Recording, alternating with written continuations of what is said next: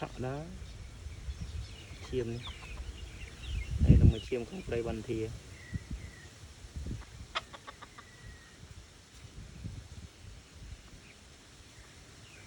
lúc đi chiêm mình yếm sai dọc ba lại lục ra thì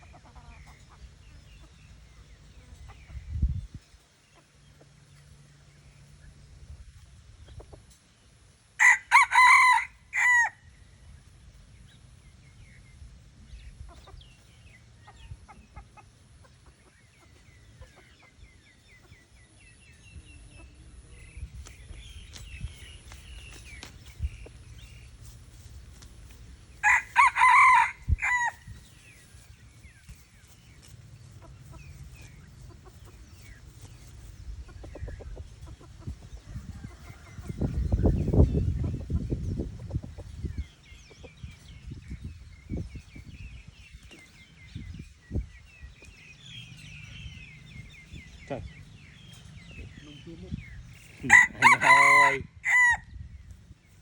bài đó của này chiên một tia xị bài này chơi tia này chơi chỉ một tô tôi xị